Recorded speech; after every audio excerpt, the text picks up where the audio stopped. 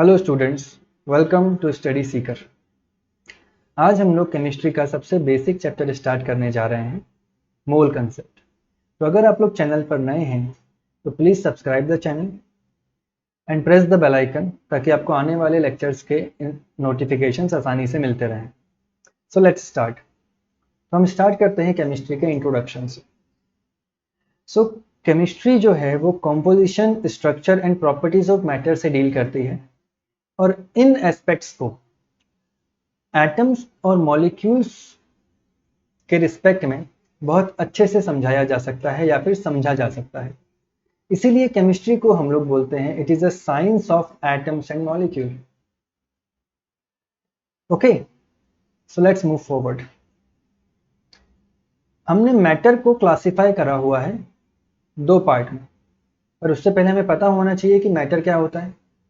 तो basically matter is defined as anything that has mass and occupies space. उससे हम लोग क्या बोलते हैं? मैटर बोलते हैं। जो आप लोग को पता ही है, जैसे पेन, पेंसिल, जो भी चीज़ आप देख सकते हो, छू सकते हो, है ना। जो भी आप नहीं देख सकते जैसे गैसेस, वो भी सब क्या है? मैटर। क्या नहीं है मैटर? तो जैसे हमारी थिंकिंग मैटर नहीं है, हमारे ड्रीम्स मैटर नहीं है। तो जैसे आप जो भी चीज़ मास है या उनका कोई स्पेस ऑक्यूपाई कर रखा है उसमें, उसे हम लोग मैटर बोलते हैं। ओके, और इस जो ये सेटिस्फाई नहीं करे उसे हम लोग मैटर नहीं बोलते। ओके, सो मैटर को क्लासिफाई किया है हमने physical classification and chemical classification. तो बात करते हैं हम लोग सबसे पहले फिजिकल क्लासिफिकेशन। तो फिजिकल क्लासिफिकेशन में अगर हम मैटर की बात करें तो मैटर को तीन स्टेट्स में क्लासिफाई किया गया है ब्रॉडली। वो है solid, liquid and gaseous state. इन तीनों स्टेट्स के अलावा दो और स्टेट्स होते हैं जिसे बोला जाता है Bose-Einstein condensate and plasma. But ये दोनों स्टेट हमारे बोर्ड और जेई सिलेबस में कवर्ड नहीं किए गए हैं, तो इसलिए हम लोग रिस्ट्रिक्टेड रहेंगे सॉलिड, लिक्विड और गैस में। Solid state, liquid state and gaseous state, ये तीनों ही स्टेट आपके जेई और बोर्ड सिलेबस में कवर किए गए हैं। सॉलिड स्टेट का नाम का पूरा एक चैप्टर है जो आप 12th क्लास में पढ़ते हो, सॉलिड स्टेट्स। लिक्विड स्टेट नाम का भी एक चैप्टर है लिक्विड से रिलेटेड जिसका नाम है लिक्विड सॉल्यूशंस, वो भी आप 12th क्लास में पढ़ते हो केमिस्ट्री में। और थोड़ा सा इससे रिलेटेड होगा फ्लूइड्स, वो आप फिजिक्स में पढ़ते हो, पर है आपके जेई सिलेबस का पार्ट वो। और गैसेस स्टेट भी आपके जेई सिलेबस का पार्ट है, वो आप लोग इसी साल पढ़ोगे 11th क्लास में चैप्टर नंबर 5 इन केमिस्ट्री। तो ये तीनों ही स्टेट अच्छे से डीपली कवर किए गए हैं। बाकी बोस-आइंस्टीन और प्लाज्मा, इसको हमारे जेई सिलेबस में कवर नहीं किया गया है। तो हम सबसे पहले बात करते हैं इन सबकी प्रॉपर्टीज के बारे में। तो अगर हम कहें तो सॉलिड स्टेट के जो पार्टिकल्स होते हैं वो बहुत ही क्लोजली पैक होते हैं इन ऑर्डर्ड मैनर। जैसे मान लो कि हमारे पास एक ही सॉलिड का पार्टिकल है, तो सॉलिड पीस है, तो इसके जो पार्टिकल्स होंगे बहुत ही क्लोजली पैक्ड होंगे, एकदम ऑर्डर्ड मैनर में, एकदम ऑर्डर्ड मैनर में closely packed. Liquid particles are less closely packed. मतलब मान लो अगर आपके पास इतना लिक्विड है तो इसके पार्टिकल्स थोड़ा सा लेस क्लोजली पैक्ड होंगे, सॉलिड जितने क्लोजली पैक्ड नहीं होंगे। और गैसेस के पार्टिकल तो भाई क्या है कि पूछो ही मत, बहुत ज़्यादा दूर दूर होते हैं ना, बहुत ज़्यादा दूर दूर, है ना। तो अब इन पार्टिकल्स के अरेंजमेंट के ऊपर हम क्या कह सकते हैं, तो थोड़ा ध्यान से समझिए। No freedom of movement of particle. अब इतने क्लोजली पैक्ड हैं तो मूव कहाँ से कर पाएंगे, तो हम बोलते हैं no freedom of movement in solid. अब जैसे मान लो लिक्विड की बात करें तो particle can move around some extent. जैसे मान लो आपके पास एक ग्लास में पानी है, तो पानी जो है उसको अगर आप ग्लास को थोड़ा सा भी शेक करोगे तो पानी क्या करेगा? मूव करेगा। मतलब उसके पार्टिकल जो है वो एक दूसरे के ऊपर ओवरलैप कर रहे होंगे, ओवरले कर रहे होंगे, एक जगह से दूसरी जगह जा रहे होंगे। पर इतना भी फ्री मूवमेंट नहीं है कि एक गिलास में पानी रखा है तो उचक के दूसरे गिलास में चले जाए, इतना ज्यादा मूवमेंट नहीं है। तो मूवमेंट है लेकिन सम एक्सटेंट तक। गैसेस का तो भाई पूछो ही मत। सपोज मान लो आपके पास परफ्यूम है, परफ्यूम आपने एक रूम में छिड़का, दूसरे रूम तक उसकी स्मेल जा रही है। मतलब क्या है कि पार्टिकल जो है बहुत दूर दूर है, बहुत फास्ट मूव भी करते हैं। ओके, तो मूवमेंट बहुत फास्ट है इन पार्टिकल्स का। नेक्स्ट प्रॉपर्टी की बात करें अगर हम, तो सॉलिड्स का शेप भी डिफाइंड है और वॉल्यूम भी डिफाइंड है। सपोज करो आपके हाथ में जो पेन है उसका शेप डिफाइंड है। ऐसा थोड़ी होता है कि आज सोए थे तो पेन जैसा दिख रहा था, कल उठे तो पेपर जैसा दिख रहा है। शेप डिफाइंड है और वॉल्यूम भी डिफाइंड है। वॉल्यूम भी इसका बढ़ता घटता नहीं, तो it has definite shape and definite volume. Liquid की बात करें तो सपोज करो आपके पास 1 ग्लास ऑफ वाटर है, तो अब अगर तुमने उस ग्लास में वाटर को रखा हुआ है तो वाटर का शेप इस ग्लास के शेप की तरह ही होगा। पर अगर आपने उसी वाटर को, है ना, किसी प्लेट में रख दिया, तो वाटर है तो अभी उतना ही, मान लो 500 ml था तो अभी भी 500 ml ही है, लेकिन अब उसने किसका शेप एक्वायर कर लिया है, उस प्लेट का शेप एक्वायर कर लिया है। जिस भी बीकर में रखोगे वो उसका शेप एक्वायर कर लेगा, तो इसलिए हम लोग बोलते हैं it has definite volume but indefinite shape. Shape कुछ भी हो सकता है पर वॉल्यूम उसका वही रहेगा जो शुरू में था। गैसेस की बात करें तो भाई इनका तो ना डेफिनेट शेप होता है ना डेफिनेट वॉल्यूम होता है ना, indefinite shape and indefinite volume. कहने क्या मतलब है इसका, जैसे मान लो मैंने गैस को एक छोटे से कंटेनर में रखा है, उस कंटेनर का वॉल्यूम है 1 लीटर, तो उस गैस ने उस पूरे वॉल्यूम को ऑक्यूपाई, उस पूरे कंटेनर के वॉल्यूम को ऑक्यूपाई करके रखा होगा, तो हम लोग बोलेंगे इस समय उसका शेप जो है वो उस कंटेनर के शेप के जैसा है और उसका वॉल्यूम उस कंटेनर के वॉल्यूम के बराबर है। मान लो आपने वो कंटेनर खोल दिया और वो गैस पूरे रूम में फैल गई, तो अब उस गैस ने कितना वॉल्यूम ऑक्यूपाई करके रखा है, अब उस गैस ने पूरे रूम का वॉल्यूम ऑक्यूपाई करके रखा है और उसका शेप पूरे रूम के जैसा हो गया है। तो मतलब ये जिस भी कंटेनर में रहेगी गैस, उसी का वॉल्यूम और उसी का शेप कहलाएगा उस गैस का शेप और उस गैस का volume. Okay, let's move to the next point. जैसे मान लो अगर हम वाटर की बात करें तो वाटर सॉलिड लिक्विड गैस तीनों में एग्जिस्ट करता है और आप लोगों ने अच्छे से देखा भी हुआ है। तो वाटर जब सॉलिड होता है, जिसका मान लो आइस बोलते हैं, तो उसके लिए हम लोग बोलते हैं लो टेम्परेचर पर होता है। कब होता है, लो टेम्परेचर। और जब गैस बनता है, वेपराइज होता है, तो हम बोलते हैं high temperature and low pressure, और यहाँ पर low temperature and high pressure. और दोनों ही कंडीशन जब मॉडरेट होंगी तो हम बोलेंगे कि वो लिक्विड स्टेट है। तो एग्जिस्टेंस की बात करें तो लो टेम्परेचर हाई प्रेशर पर सॉलिड स्टेट एग्जिस्ट करती है मैटर की, हाई टेम्परेचर लो प्रेशर पर गैसियस स्टेट एग्जिस्ट करती है मैटर की, और moderate temperature and moderate pressure पर लिक्विड स्टेट एग्जिस्ट करती है मैटर की। ओके, अब हम बात करते हैं इसके केमिकल क्लासिफिकेशन के लिए। सो केमिकली अगर हम बात करें तो हमने मैटर को 2 पार्ट में क्लासिफाई किया हुआ है। फर्स्ट है आपका प्योर सब्सटेंस, सेकेंड है आपका mixture. First is your pure, second is your mixture. अब प्योर और मिक्सचर में फर्क क्या होता है थोड़ा सा ध्यान से समझिएगा। प्योर मतलब वो सब्सटेंस जिसकी भी बात हो रही है उस सब्सटेंस के अंदर और कुछ नहीं है, केवल वही वही है। मिक्सचर मतलब 2-4 चीजें मिक्स करके बनाया गया होगा। और डिटेल में समझते हैं, देखो प्योर हम उसके बोलते हैं जिसका कॉम्पोजिशन फिक्स्ड होता है और उसको फिजिकल मेथड के थ्रू सेपरेट नहीं कर सकते। और मिक्सचर वो होता है जिसका कॉम्पोजिशन वेरिएबल होता है और उसे हम लोग फिजिकल मेथड के थ्रू सेपरेट कर सकते हैं। ओके, तो थोड़ा ध्यान से समझो मेरी बात। फॉर एग्जाम्पल, मैंने आपसे कहा कि हमारे पास Fe है, H2O है। तो अगर मान लो आपके पास एक इतना बड़ा आयरन का पीस है, तो इसमें सारे एटम आयरन आयरन के होंगे, सारे एटम आयरन के होंगे। क्या इसमें आयरन के अलावा और कुछ होगा, नहीं होगा, तो हम लोग बोलेंगे इट इज प्योर। क्या बोलेंगे इसको, प्योर। सपोज करो आपके पास एक कंटेनर है और उसके अंदर H2O H2O H2O के मॉलिक्यूल है। तो अब लोग क्या सोचते हैं कि H और O दो चीजें आ गई। अब दो चीजें आ गई तो ये मिक्सचर हो गया, नहीं मिक्सचर नहीं हुआ। H2O में H और O का कॉम्पोजिशन फिक्स्ड है, मतलब 2 H होंगे तो एक O होगा, ये कॉम्पोजिशन फिक्स है। ऐसा नहीं होता H2O में कि नीचे नीचे H बैठ जाए और ऊपर ऊपर O आ जाए, ऐसा थोड़ी होता है। होता कैसा है, हर मॉलिक्यूल में 2 एटम H के होंगे और एक एटम O का होगा, तो ये कॉम्पोजिशन फिक्स्ड है। तो ये भी क्या है, प्योर ही है। सपोज करो मैंने बोला आपके पास सॉल्टेड वाटर, सॉल्टेड वाटर।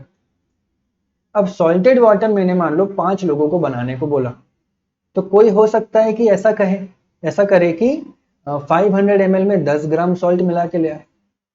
कोई 1 लीटर ml में 50 ग्राम सॉल्ट मिला के ले आए, 1 लीटर में 50 ग्राम सॉल्ट मिला के ले आए। कोई ऐसा कर सकता है कि 200 ml वाटर के अंदर 20 ग्राम सॉल्ट मिला के ले आए, तो कहलाएंगे तो तीनों सॉल्टेड वाटर ही। लेकिन क्या सॉल्ट और वाटर का कॉम्पोजिशन फिक्स है? नहीं है। ऐसा कहीं किताब में लिखा है कि सॉल्टेड वाटर बनाना है तो इतना नमक और इतना ही पानी लेना पड़ेगा? नहीं बोला। इसका मतलब क्या है? इसका मतलब यह है कि ये वेरिएबल कॉम्पोजिशन है। क्या है? वेरिएबल। अपने स्वाद अनुसार नमक डालो और मजा लो। सही बात है ना? तो कहने का मतलब यहाँ पर कि जहां पर कॉम्पोजिशन क्या हो, वेरिएबल हो, वो मिक्सचर है, और जहां पर कॉम्पोजिशन क्या हो, फिक्स्ड हो, वो प्योर सब्सटेंस है। ओके, तो वाटर एक प्योर सब्सटेंस है। क्यों? क्योंकि उसके अंदर केवल वाटर ही वाटर है और कुछ नहीं है। अब उसके अंदर तुम नमक डाल दो, अब वो सॉल्ट और वाटर का मिक्सचर बन गया, जिसमें वाटर का क्वांटिटी कम ज्यादा कर सकते हो, सॉल्ट का क्वांटिटी कम ज्यादा कर सकते हो। लेकिन वाटर के अंदर अगर घुसोगे तो ऑक्सीजन हाइड्रोजन का क्वांटिटी कम ज्यादा नहीं कर सकते तुम। वो हमारे तुम्हारे बस की बात नहीं है। ठीक है, आगे बढ़ते हैं। जो प्योर सब्सटेंस होते हैं वो दो तरीके के होते हैं, एक एलिमेंट और एक कंपाउंड। जैसा कि ऊपर एग्जांपल दिया है मैंने, Fe और H2O। तो एलिमेंट मतलब केवल वही वही हो और कुछ ना हो तो एलिमेंट, और H2O मतलब फिक्स्ड कॉम्पोजिशन से मिलकर बना हो, फिक्स्ड कॉम्पोजिशन से मिलकर बना हो अलग अलग एटम्स के। चलो देखते हैं हम लोग। Made by only one type of atom, उसे हम लोग बोलते हैं एलिमेंट। केवल एक ही टाइप का एटम हो और कुछ ना हो। और कंपाउंड मतलब मेड ऑफ 2 और मोर टाइप ऑफ कंपाउंड और आयन। जैसे H2SO4, तो H2SO4 में क्या होगा? जैसे मान लो मैंने बोला H2SO4, तो H2SO4 में 2 एटम H के, 1 एटम S का और 4 एटम O के। ऐसा होगा तभी H2SO4 कहलाएगा, तभी वो सल्फ्यूरिक एसिड कहलाएगा। अगर इसके अलावा कुछ है तो वो फिर सल्फ्यूरिक एसिड नहीं है। ओके, फॉर एग्जाम्पल जैसे NH3, अमोनिया, ये भी क्या है? कंपाउंड। जैसे मैंने कहा था Fe, ये एलिमेंट है। जैसे एल्यूमिनियम, ये एलिमेंट है। एक ही टाइप के एलिमेंट एटम्स होंगे तो एलिमेंट, अलग अलग टाइप के एटम्स ने फिक्स रेशो में कॉम्बिनेशन करा होगा तो कंपाउंड। क्लियर?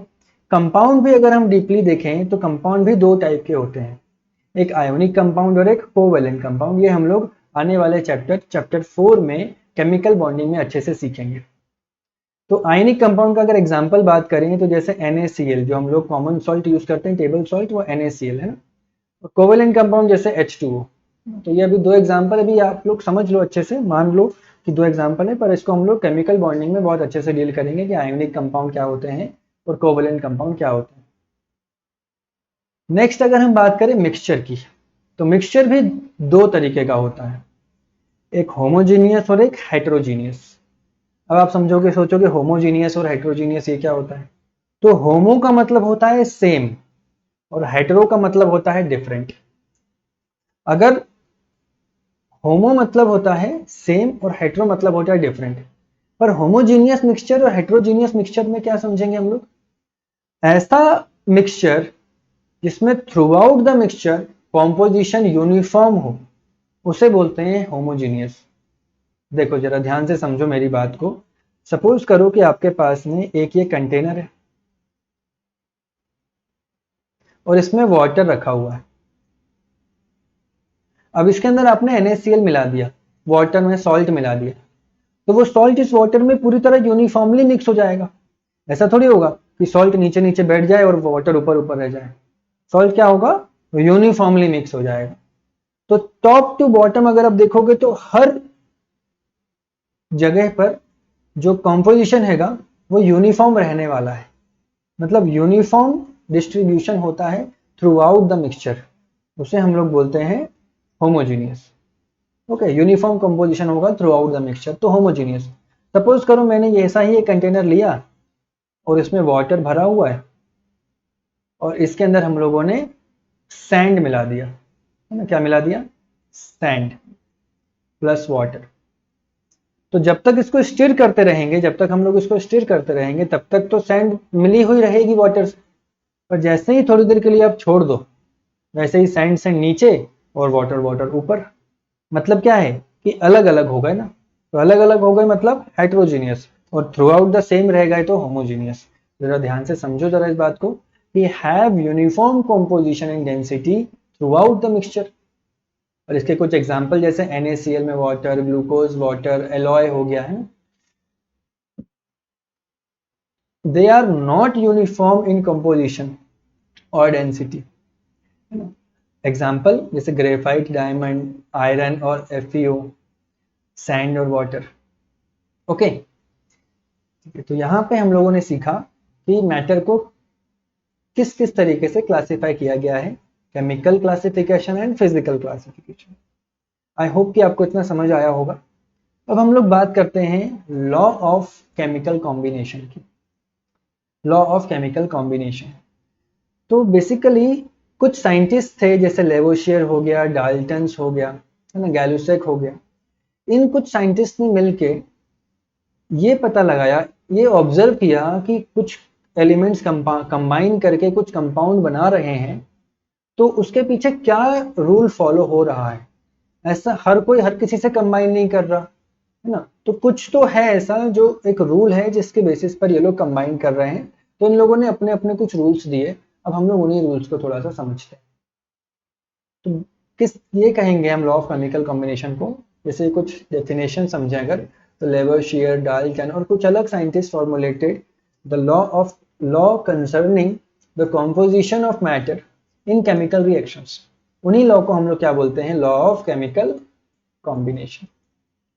तो सबसे पहला जो लॉ है वो है law of indestructibility of matter, या फिर law of conservation of mass, जो आप बहुत पहले से पढ़ते आ रहे हो। It was proposed by Lavoisier in 1774। इस लॉ के अकॉर्डिंग ना ही आप मैटर को क्रिएट कर सकते हो, ना ही आप मैटर को डिस्ट्रॉय कर सकते हो, आप केवल उसको ट्रांसफॉर्म कर सकते हो। ये लॉ था। अब इसको केमिकल रिएक्शन में कैसे हम लोग इसको फॉर्मुलेट करेंगे, तो जरा ध्यान से समझिए। केमिकल रिएक्शन में अगर आपको इसको फॉर्मुलेट करना है, तो यहां पर ये हमसे बोलता है कि अगर कोई रिएक्शन हो रही है, तो रिएक्शन होने से पहले जो आपके पास मास प्रेजेंट था और रिएक्शन होने के बाद जो आपके पास मास प्रेजेंट होगा, वो दोनों बराबर होने चाहिए। मतलब कि रिएक्शन से पहले आपके पास जो होता है उसे हम लोग बोलते हैं रिएक्टेंट, और रिएक्शन के बाद जो आपके पास होता है उसे हम लोग बोलते हैं प्रोडक्ट। तो ये हमसे बोलता है कि mass of reactant should be equal to mass of product. यानी कि अगर रिएक्शन से पहले आपके पास 40 ग्राम रिएक्टेंट था, तो रिएक्शन के बाद आपके पास 40 ग्राम प्रोडक्ट भी होना चाहिए, अगर पूरी तरीके से रिएक्टेंट जो है वो कन्वर्ट हो गया है प्रोडक्ट में। तो mass of reactant is equal to mass of product. Mass in LHS is equal to mass in RHS। Okay, बस इतना आपको समझना है कि law of conservation of mass ये कहता है कि रिएक्शन से पहले जितना मास था, रिएक्शन के बाद भी उतना मास होगा। जैसे मान लो मैं आपसे कहूं कि ये रिएक्शन होती है, जैसे H2 plus O2 gives H2। इसको बैलेंस करना आपने सीखा होगा। तो ये होता है 2H2 plus O2 gives 2H2। तो अभी आप लोगों को थोड़ा सा अगर याद है तो अच्छी बात है, नहीं है तो याद हो जाएगा धीरे धीरे, है ना। H का मोलर मास या एटॉमिक मास होता है 1, तो 2H है तो कितना हो जाएगा 2, और इंटू 2 करेंगे क्योंकि आगे इसके कोफिशिएंट लगा है 2, ये इसका H हो गया। O का एटॉमिक मास होता है 16, और इंटू 2 करेंगे इसमें, ये हो जाएगा 32। और यहाँ पर H का होता है 1, तो 2H का हो गया 2, प्लस O का होता है 16, यानी टोटल हो गया 18, और मल्टीप्लाइड बाय 2 जो सामने लिखा है वो कर दिया।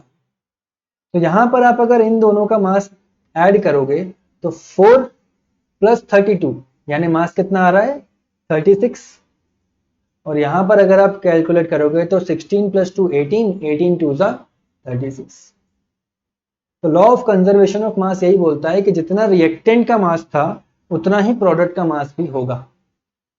इसको हम लोग एक इलस्ट्रेशन से अच्छे से समझते हैं, ताकि आपको पता चले कि अगर इसके ऊपर क्वेश्चंस आ जाएं एग्जाम में तो आपको उनको कैसे टैकल करना है। ओके, तो आपके पास एक ही क्वेश्चन लिखा हुआ है कि व्हेन 4.2 ग्राम NaHCO3 यानी sodium bicarbonate is added to the solution of CH3COOH यानी acetic acid weighing 10 gram. It is observed that 2.2 gram CO2 is released into the atmosphere. The residue is found to weigh 12 gram, show that these observations are arranged with the agreement with the law of conservation of mass. तो सबसे पहले हमें ये पता होना चाहिए कि जो NaHCO3 जो होगा है ये रिएक्ट करता है जब CH3COOH के साथ, तो ये बनाता है CH3COONA plus H2O plus CO2।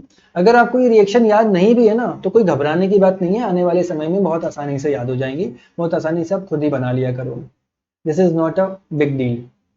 तो आपसे कहा जा रहा है कि आपको सोडियम बाइकार्बोनेट गिवन है 4.2 ग्राम, एसिटिक एसिड आपको गिवन है 10 ग्राम और 2.2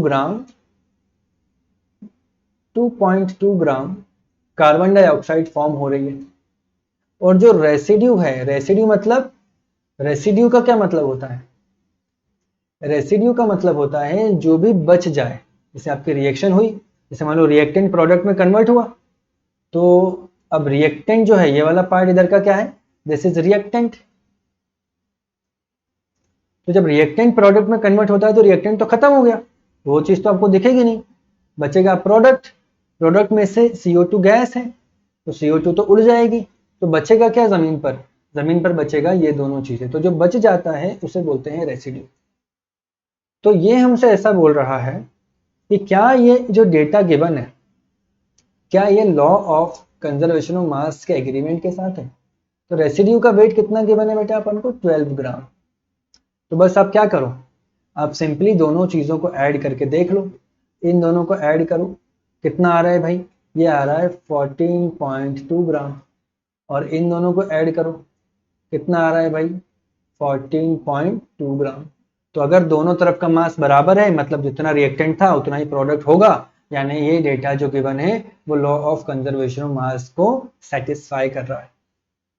okay, let's discuss the next law.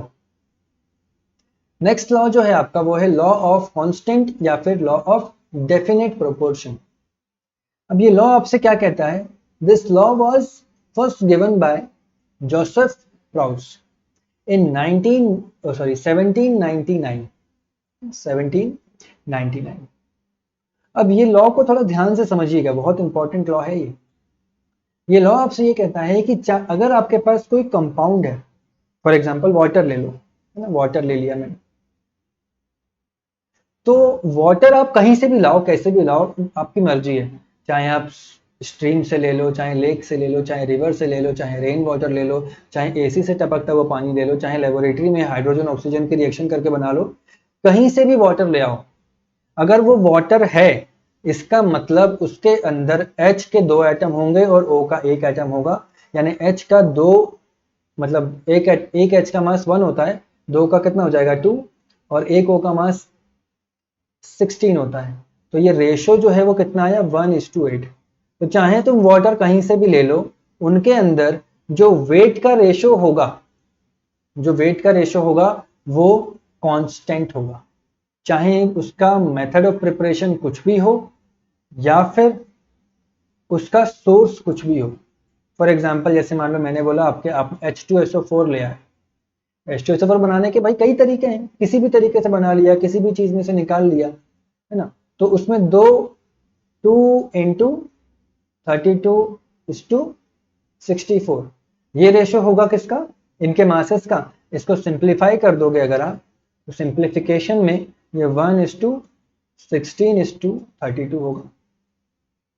तो ये बोल रहा है लॉ आपसे कि अगर आपके पास H2SO4 है तो वो कहीं से भी लाओ, कैसे भी लाओ, जैसी मर्जी वैसे बनाओ, उसके अंदर उसके एलिमेंट्स का कॉम्पोजिशन फिक्स्ड होता है, वो नहीं बदलेगा। ऐसा नहीं होगा कि यहाँ के पानी H2O है और अमेरिका का पानी H2O2 है। भाई H2O2 कुछ और होता है, ओवन बाद में देखेंगे, पेरोक्साइड बोलते हैं उसे। ठीक है, चलो नेक्स्ट लॉ पे हम बढ़ते हैं आगे। या फिर इसके ऊपर एक इलस्ट्रेशन देख लेते हैं ताकि हमें आइडिया लग जाए। रेशो बराबर होना चाहिए, है। देखो आपसे बोल रहा है 1.8 gram of a certain metal burned in oxygen gave 3 gram of its oxide. 1.8 gram metal को जब बर्न किया तो 3 ग्राम ऑक्साइड मिला, और 1.5 ग्राम मेटल को जब हमने स्टीम से हीट किया तो 2.5 ग्राम उसका ऑक्साइड मिला। तो show that these results illustrates the law of constant proportion। Okay, तो अगर हम फर्स्ट ऑक्साइड की बात करें, फर्स्ट ऑक्साइड है ना जो ऊपर का डेटा दिया था, फर्स्ट ऑक्साइड की बात करें तो उसमें वेट ऑफ मेटल कितना है? उसमें वेट ऑफ मेटल गिवन है 1.8 ग्राम, और वेट ऑफ ऑक्सीजन कैसे पता लगाओगे? 3 ग्राम तो ऑक्साइड है, तो ऑक्साइड के अंदर तो मेटल भी होगा, तो ऑक्साइड में से मेटल को माइनस कर दो, 3.0 में से 1.8 माइनस कर दो, तो you have got 1.2 gram of oxygen. तो अगर आपसे मेटल और ऑक्सीजन का रेशो बोला जाए तो आप बोलोगे 1.8 डिवाइडेड बाय 1.2, यानी कि रेशो आ गया 1.5। सेकेंड बात करते हैं हम लोग for second oxide. Second oxide में वेट ऑफ मेटल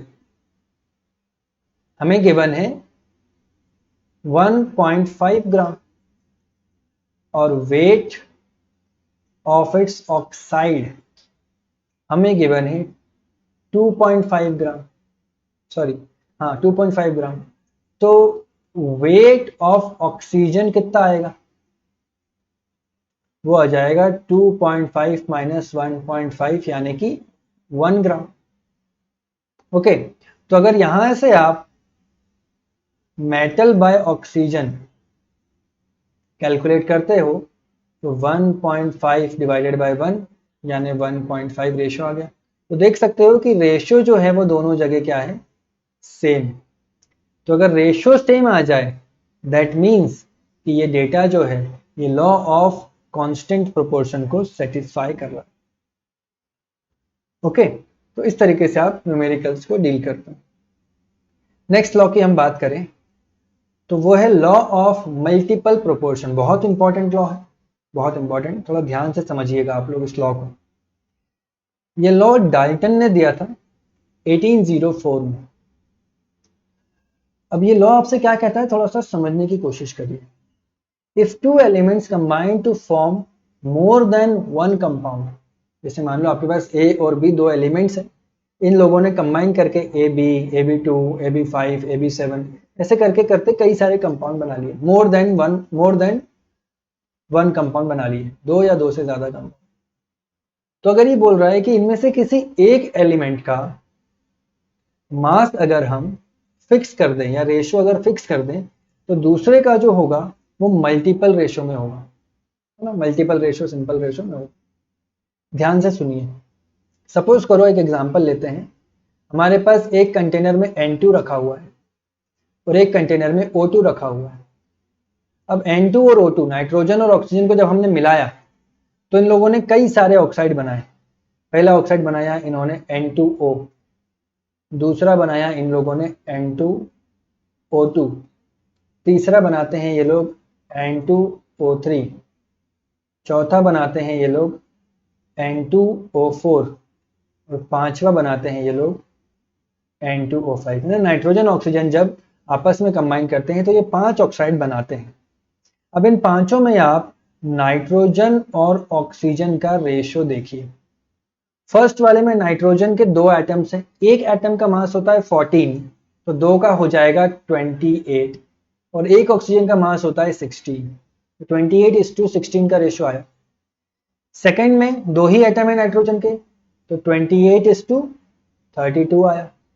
यहां पर 28:48 आया, यहां पर 28:64 आया, यहां पर 28:32 80 आया। तो ये बोल रहा है कि अगर आप किसी एक का फिक्स रखते हो, जैसे यहाँ पे 28 28 28, नाइट्रोजन का सब जगह क्या है, सेम है, तो जो अदर एलिमेंट होगा उसका रेशो हर ऑक्साइड में मल्टीपल में होगा। मतलब ये 16 1 जा, 16 2 जा, 16 3 जा, 16 4 जा, 16 5, तो रेशो क्या हो जाएगा 1:2:3:4:5। ओके, तो इस तरीके से हम इस लॉ को इलस्ट्रेट कर सकते हैं। Okay, let's move towards the next law. Next law भी बहुत इंपॉर्टेंट है और काफी कंफ्यूजन रहता है बच्चों को इस लॉ में। ये है लॉ ऑफ रेसिप्रोकल प्रोपोर्शन, या फिर लॉ ऑफ इक्विवेलेंट वेट भी बोला जाता है। और अभी हम लोग इक्विवेलेंट वेट तो जानते नहीं है, तो अभी इसको रेसिप्रोकल प्रोपोर्शन से ही समझो। आने वाले समय में जब मैं आपको इक्विवेलेंट वेट पढ़ाऊंगा तब आपको उसका भी आइडिया लग जाएगा। सो ये लॉ आपसे क्या कहता है, थोड़ा ध्यान से समझिएगा, है ना, थोड़ा लैंग्वेज इसका ट्विस्टेड है। देखो, the ratio of weight of two element A and B which combine separately with a fixed weight of third element C। Suppose करो कि एक एलिमेंट है A और एक एलिमेंट है B। अब ये दोनों ने C के साथ कंबाइन किया, जैसे इनने इसके साथ कंबाइन किया और इसने इसके साथ कंबाइन किया सेपरेटली। A ने C के साथ रिएक्शन करी सेपरेटली, B ने C के साथ रिएक्शन की सेपरेटली। तो अब C तो कॉमन है, तो फिर ये आपसे बोल रहा है कि जो कॉमन एलिमेंट है अगर उसका प्रोपोर्शन आप फिक्स कर दो, तब जो A और B का प्रोपोर्शन मिलेगा वो सेम होगा जब ए बी आपस में रिएक्ट करेंगे उस प्रोपोर्शन को। सेम होगा जब ए बी आपस में रिएक्ट करेंगे उस प्रोपोर्शन के, है ना। ध्यान से समझिए इसको, एक मैं राइट एग्जांपल से, मतलब जैसे मान लो हमारे पास है हाइड्रोजन, कार्बन एंड ऑक्सीजन। तो जब कार्बन ने, इसको हम लोग, हमारे पास है हाइड्रोजन, कार्बन एंड ऑक्सीजन। तो जब कार्बन और हाइड्रोजन आपस में रिएक्ट करे तो इन्होंने बनाया CH4। जब हाइड्रोजन और ऑक्सीजन आपस में रिएक्ट करे तो इन्होंने बनाया H2O। तो CH4 की अगर हम बात करें तो यहां पर C और H का क्या रेशो है, C होता है, एक एटम है C का तो इसका मास होता है 12, और H का 4 एटम है पर उसका मास होता है 1, तो हो गया 4। तो रेशियो आ गया 12:4। H2O की अगर हम बात करें तो H और O का क्या रेशियो आएगा, H का आएगा 2 और O का आएगा 16।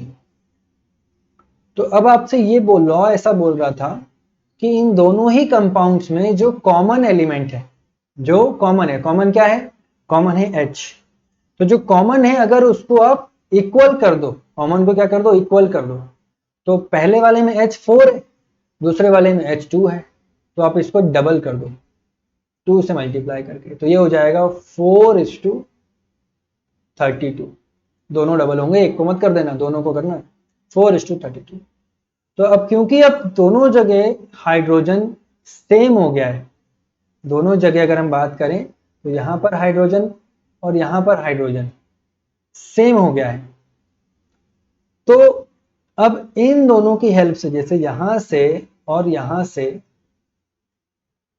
कार्बन और ऑक्सीजन का रेशियो निकल के आता है 12 और 32। तो ये लॉ आपसे ये कह रहा है कि जब कार्बन और ऑक्सीजन आपस में कंबाइन करेंगे डायरेक्टली तो उनका रेशियो भी 12:32 होगा। देखो, जब ये दोनों आपस में रिएक्ट करेंगे तो बनाएंगे CO2। तो CO2 में बात करें तो कार्बन कितना होता है, 1, तो 12, और O कितने होते हैं, 2, तो 32। ये है आपका law of reciprocal proportion. Okay, so अगर आपको समझ में ना आए ये लॉ तो एक बार ये वीडियो रिकैप करके फिर से देखना, ताकि आपको अच्छे से लॉ क्लियर हो जाए, है ना। बहुत सिंपल मेथड से मैंने आपको इसको एक्सप्लेन किया है। सो ये है आपके सारे लॉ ऑफ केमिकल कॉम्बिनेशन। तो अब इसके आगे से इस चैप्टर को हम लोग नेक्स्ट लेक्चर में आगे बढ़ाएंगे। ओके बच्चों, तो आप लोग इस चैनल को प्लीज़ सब्सक्राइब कर दीजिए ताकि आपको आने वाले जो इस कंटिन्यूएशन में जो लेक्चर्स आने वाले हैं उसके आपको नोटिफिकेशंस इजीली मिलते रहें। थैंक यू बेटा।